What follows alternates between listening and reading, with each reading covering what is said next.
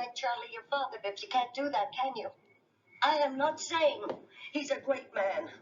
Willie Loman never earned a lot of money. His name was never in the paper. He's not the finest character that ever lived. But he's a human being. And a terrible thing is happening to him. So attention must be paid. He must not be allowed to fall into his grave like an old dog. Attention. Attention must finally be paid to such a person. You called him crazy? Mom, I didn't... Wait a minute. A lot of people think he's lost his balance, but you don't have to be very smart to know what his trouble is. The man is exhausted. Sure. A small man can be just as exhausted as a great man. Is it Charlie? Is it Charlie and Bernard? Is it Willie himself? Biff? Who is it? Well, Riley nominates Charlie. Charlie's consistent, detached observations and insights into Willie's life justify him as a choral character. Chrissy seconds the motion, but amends it to include Bernard. Quote, whenever Bernard and Charlie are on the scene, Bernard and Charlie provide additional context, a special perspective through which to view the other characters and events. That's a quote from the glossary. What Rod describes as a further view that gives us a more rounded view of the story and backstory of the Loman family. They tell it like it is. They are thus choral. But wait, there's more. Working through good evidence, Chrissy invokes Coleman as their touchstone. Coleman, who says choral characters, though not, quote, physically involved in the play's action, though mere onlookers, like the audience, nonetheless often betray emotional involvement. Quote, Charlie acts as a choral character by being a caring friend to Willie as well as a steady voice of reason to Willie's ramblings, providing us with context for how far Willie has gone in his mental decline. Choral characters, though not involved significantly in the action, everyone seems to agree. Charlie's $40 donations to Willie notwithstanding, they tell it like it is. They also tell us how they feel about how it is. They are rarely dispassionate spectators. And I ask you in this moment to remember all those choral outbursts at crucial moments and emotional and difficult moments in Antigone. Caitlin, by the way, agrees with Riley and Chrissy about Charlie's status as choral character, but disagrees about Bernard. Working through the evidence, she argues that Charlie alone, only Charlie, offers, quote, lyrical commentaries on what is happening on the stage, inviting us to the emotional response appropriate at that point in the action, and to reflect upon certain ideas and concepts implicit in the events themselves. She's quoting Coleman. Well, quote, while Willie's family is busy pretending that this behavior can be solved by sleep, Charlie's the one to stay up with him and keep him talking. During this time, the audience gets to see exactly what he's hallucinating and understand what's upsetting him. We can think of moments where in Antigone where the chorus might have queried Crayon and provoked further clarity. Quote, without Charlie, the audience would likely only see Willie from his family's perspective, an older man that's just a little stressed out, instead of seeing his delusions for what they are. One does want to rejoin, does not Biff help us see these same things? But we'll get back to Biff down below. One of the criteria here, one is moved to ask choral characters as mere onlookers. By the way, disqualify Paul's nominee, Willie himself, not just Paul, by the way, nominated Willie himself, who, quote, pursues the American dream, wanting a stable future for himself and works hard to attain it, but with little results. Or as Gianna puts it, Willie gives voice to his own, quote, delusions of grandeur for the American dream. As Rod says, Willie provides, quote, special perspectives. However, is not Willie too much the central actor, according to most definitions of the choral character is not the central actor? Is not Willie too much the central actor of the play to be the onlooker, quote, onlooker, that most definitions of the chorus or the choral character seem to require? The onlooker who yet serves as a, quote, key player, as Paul puts it so well, a key player in elucidating the audience about culturally relevant topics. Caitlin thinks so. Quote, Willie is the direct center of the action, like King Lear, and this disqualifies him. He's the protagonist. He's thus patently not a choral character. And she quotes the glossary to good effect and support. Certainly Willie is the key player in exemplifying one such topic, the effect of the American dream on too many of its dreamers. Alicia speaks of the plays depicting, quote, the destruction that the American dream leaves in its wake. But for elucidation, as opposed to exemplification, for elucidation, one looks elsewhere. Bernard and Charlie? Yes, Willie reveals or expresses his own character and often talks about himself as does Crayon. Both often growl, or even in the end, howl in pain. But neither has a distance from his plight to be able to not just describe it, but comment illuminatingly upon it, until for Crayon, if not for Willie, the ending scene of suffering where insight often comes to the tragic hero. Moreover, in their more or most authentic and definitive moments, neither would appear to speak for a group or community. They are distinct individuals. And here Rod's phrase comes into play. Willie's, quote, unique character as a salesman, which stands out. Rod makes a good case for Will's representative status as a salesman, but many would argue he's not able to get outside of his salesman identity and see through and around it, and thus speak truth about it.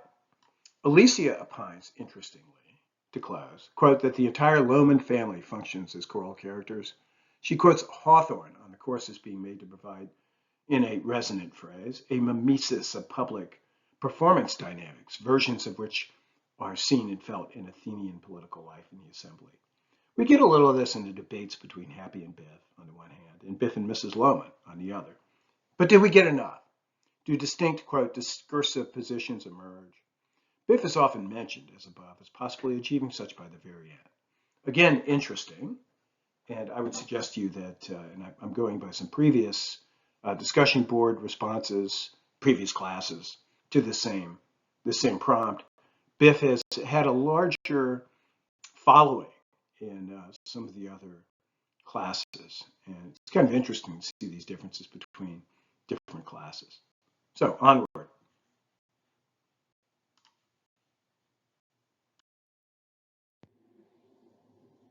Okay, wait a second, time out. Let's just take a moment here, okay, to make an important point. Of course, to have your chorus or choral character affect the hero's actions at all, is that not to do something innovative? Isn't it a stretch? Isn't it to stretch a rule of the genre? Isn't it to modify a convention? I want to introduce this notion of a literary convention, and we're going to be talking about this a little bit below, right? It's been said that the chorus, which sees Clytemnestra in the play Agamemnon, which is one of the great Greek tragedies, it's been said that the chorus in that play, which sees Clytemnestra, knife in hand, approach Agamemnon as he sits in his bath, is not allowed to warn him. Okay, bearing witness to what's about to happen, they're not allowed to rush in and save him. It's just against the rules. Choruses can't do things like that. Okay, they can't be involved. It's not a matter of their simply not being involved. It goes against the convention, the literary, as it were, kind of unspoken agreement and expectation, okay, of authors who write in these particular genres. But think about what happens when we get more modern, right? And you get the feeling that a lot of these old genres, they're not being scrapped. They're being, in various ways, investigated and modified and kind of exploited is maybe the best word for them, right? What do we have, for example, in trifles? I want you to think about this. Imagine that the two women, you remember them, Mrs. Hale and Mrs. Peters, a chorus of two. Imagine them as the chorus of that play. That was originally going to be one of your items. Well, for whatever reason. A chorus of two uniting in the end to save a small t tragic heroine, Mrs. Wright, simply, if I think quite devilishly, by resuming choral convention and refusing to intervene in the action. Kind of go back to being a chorus, right? Start out maybe as a chorus, nobody's paying much attention to them. They're offering community commentary. You see the men there in the, on the scene early on as constituting a kind of competitive chorus, a rival chorus made of the men, which I think is a very interesting way of reading the play, right? Maybe with the possible exception of the district commissioner, right, or the DA, as it were, who was actually doing the investigating, right? He seems a little bit too involved, but the other two are just there to kind of offer statements, right? The women seem to be that as well, and you can imagine the play continuing with the two of them kind of falling into the background and showing up now and then to offer comments, to say this, to say that. But in fact, we see them take the stage, take center stage. Mrs. Wright is off stage. Tragedy is off stage, and we have this kind of subsection of tragedy, which features choral characters, if you will, right? Who, in fact, to the extent that there's any action in the play, they're the ones who act, and there's not much action in the play. I mean, all they really do is look in a bag, find something that's dead, and decide to leave it there, right? Even as they comment upon it. Let me reread that sentence. resuming choral convention, this chorus of two, uniting in the end to resume choral convention and refuse to intervene in the action, which they could have done by presenting the dead bird to the men, even as they comment upon it, okay? Even as they, throughout, and I think even at the very end, are commenting upon the action.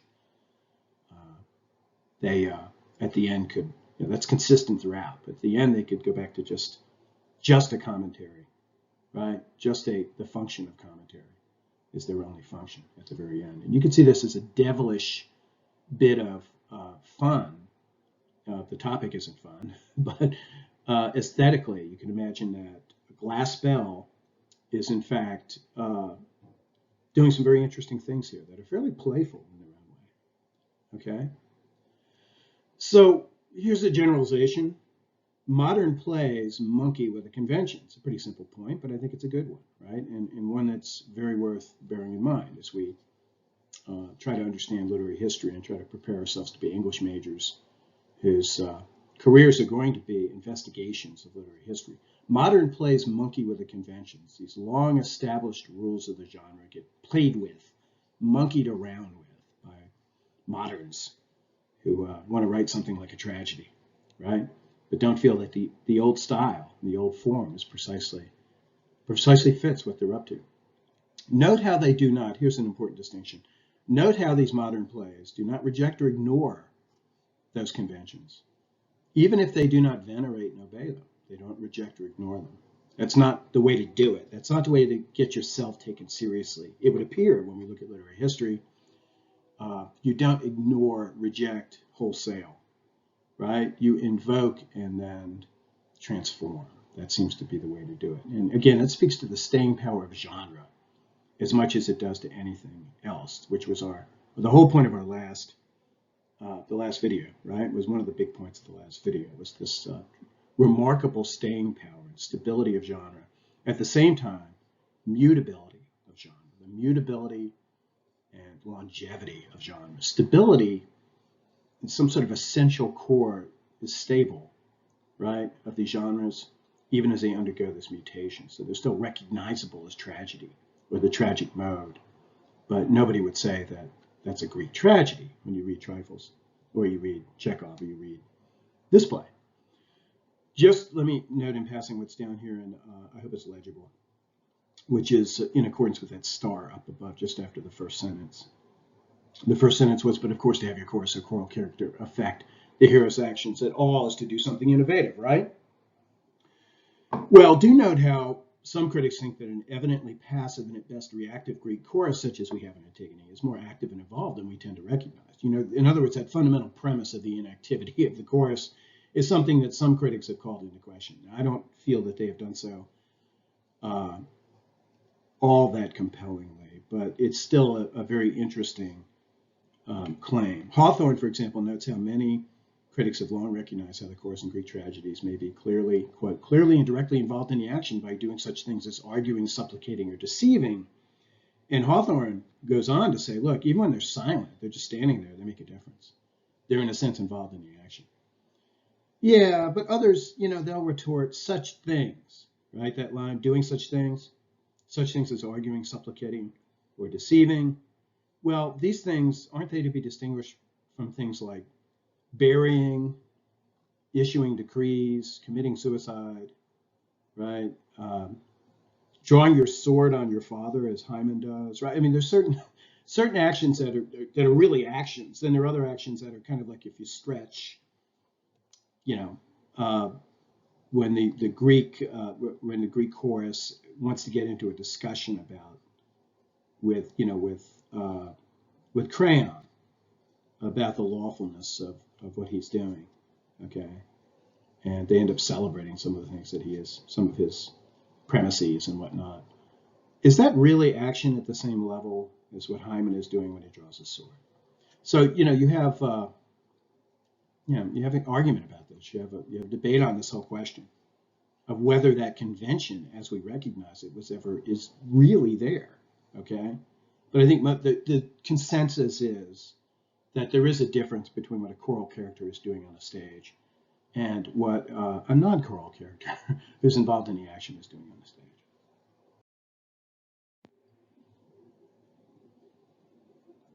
for fans of Miss Frances and of Ben perhaps as candidates or nominees for the choral character. Battezzato and Catrombone might come to your assistance. They argue that choral groups assume different intra-dramatic, which means within the drama itself, identities according to the specific plots in which they partake. A similar attention to the choral intra-dramatic identity, which just means the identity taken up by the chorus in whatever drama he or she or it happens to be a part of, has provided a strong corrective against those interpreters who make too straightforward identifications between the tragic chorus and the civic collectivity, which is something we've been doing, right? That's what I was talking about before when I said I don't know about Miss Frances or I don't know about Ben, because what do they represent? Aren't they a bit elliptical and eccentric and a bit out there, as I said, a bit far out, right? Spatially, economically, socially. Arguing against such politicizing views of the tragic chorus, the famous Gold in 1996 convincingly maintains that tragic choruses quite often embody social groups that were perceived as marginal within Athenian 5th century society. So if you go back again, go back to the original convention as it was established by the Greeks, and you might find that there are, that there's a kind of a range of possibility with respect to the relationship between the chorus and the community surrounding the action of the play, right? Now, in Antigone, there's no doubt about it. They are like elders. They're referred to as old men, you will recall. They're like the city fathers. They're like the guys at the barbershop, but probably if one of the guys at the barbershop is also mayor of the town, right? That's who they are in Antigone, and that's who they are in lots of Greek tragedies, okay? But every now and then, as Gold argues, you get them representing something that's a little bit off, a little bit eccentric, a little bit out there, right? The chorus. And it's interesting. There isn't a one-to-one match between the chorus necessarily, even when you go back to the Greeks, in every tragedy between the chorus and the surrounding, fairly conventional-minded, okay, community. And I think that's really interesting to keep that open as a possibility here of, for example, Miss Frances, whom you see here in a certain production of the play being kind of romanced by Willie, and how would that scornful laugh, as some of you said, might itself constitute a choral comment.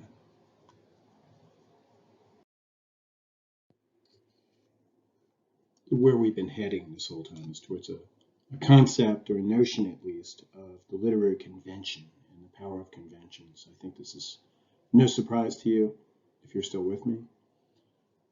To quote the Abrams and Harpham glossary, they have a wonderful, wonderfully helpful entry on this question.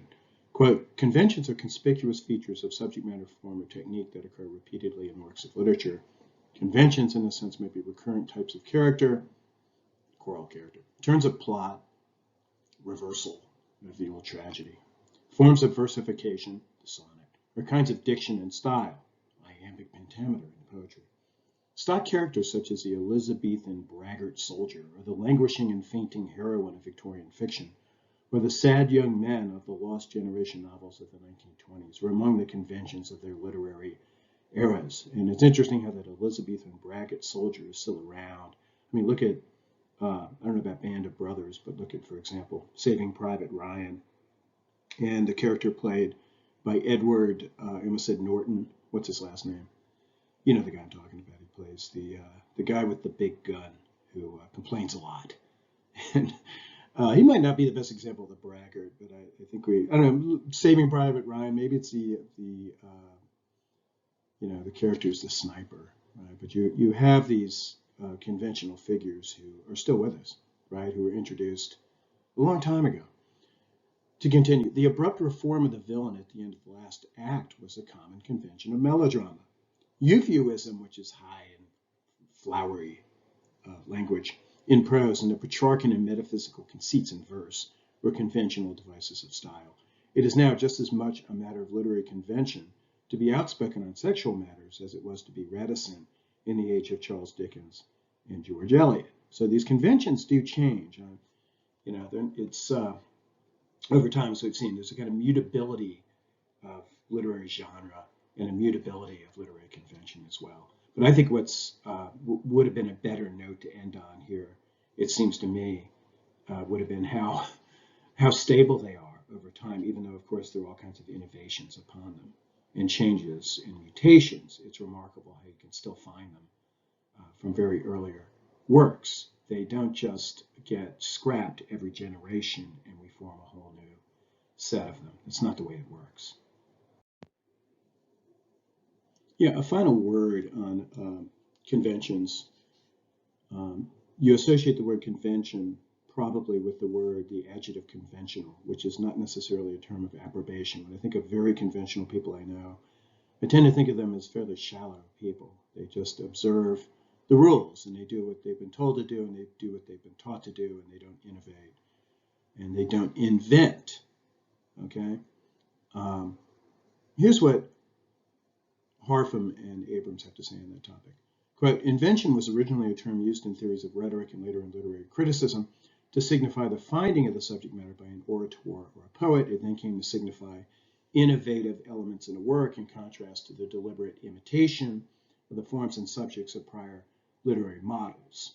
And you can see how that would work to the extent that you're imitative of forms and subjects of prior rather literary models, you're being very conventional.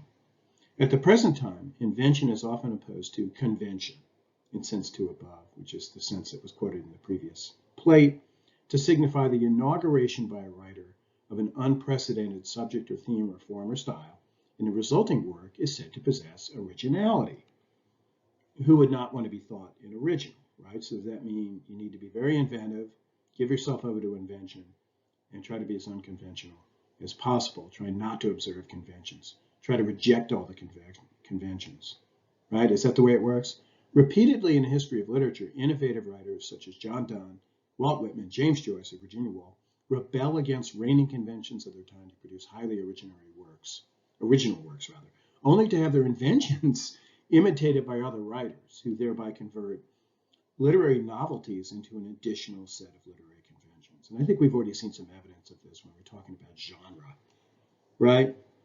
Where what looked to be this kind of mutation, it was taking us pretty far outside of the province of recognizable tragedy, ends up becoming this thing called, by way of its approach to comedy, this thing called tragicomedy, and has its own set of literary conventions that grow up in its own, what seemed to be a brand new and distinct field, that had nothing to do and scorned the whole notion of a convention, the whole notion of a genre. Suddenly becomes a genre in its own right with its own set of conventions. Okay, and you even look at Joyce and Woolf and Whitman and Donne, and I think what you'll see is, yes, there's radical innovation, but at the same time, once again, their innovations are such that you can see the conventions that they're transforming and transmogrifying. Okay, you can see them. You can see the conventions there. It's not as though it's just written in a vacuum, as though there's been no history whatsoever. And here Harpham and Abrams go on to say something similar to what I just said. There's nothing either good or bad in the extent or obviousness of conformity to pre-existing conventions. All depends on the effectiveness of the use an individual writer makes of them. The pastoral elegy, for example, is one of the most conspicuously convention-bound of literary forms. Yet in Lycidas, John Milton achieved what, by wide critical agreement, ranks as one of the greatest lyrics in the language. He did this by employing the ancient pastoral rituals, but not just imitating them. He imitated them and he transformed them and employed them with freshness, a kind of newness and novelty and power, so as to absorb an individual's death into the universal human experience and to add to his voice the resonance of earlier pastoral laments for a poet who died young. So he very much wanted his voice to be heard as a kind of echo, okay, for all its own pitch, its own novel, unique pitch and tone and timbre. He didn't want you to forget about the voices that went before, that were heard before in the tradition. He wanted to line up his voice as the latest instance of that kind of expression of voice, that kind of pitch and timbre in tenor, okay? And so, once again, I think it shows the extent to which literary innovation, literary innovation and tradition kind of split the difference between them, right? And you rarely see a literary innovation that really takes hold of, takes hold of us and becomes powerful, okay, and becomes compelling, right? Except by way of its own, well, by way, number one, of the fact that it's, or the degree to which it itself gets imitated, therefore showing the power of imitation, the power of convention, or by showing that, or rather, you see it in its power by the degree to which, in fact, it participates in this kind of tradition and does not forget previous literary conventions, okay, even as it innovates upon them. But in fact, the emphasis becomes or falls on that, upon them, right, upon the foundations that exist already. That's the way literary history tends to work. Now, this video has been going on long enough, so I'm going to let you go at this point. Just to mention that Trofimov, okay, who a picture of whom Ethan Hawke. You thought it was Ethan Hawke. No, that was Trofimov in the last plate. Okay. Those of you who responded to the Trofimov prompt will have a separate, not a video, but a separate little item devoted to the good work that you did. Okay, so farewell for now.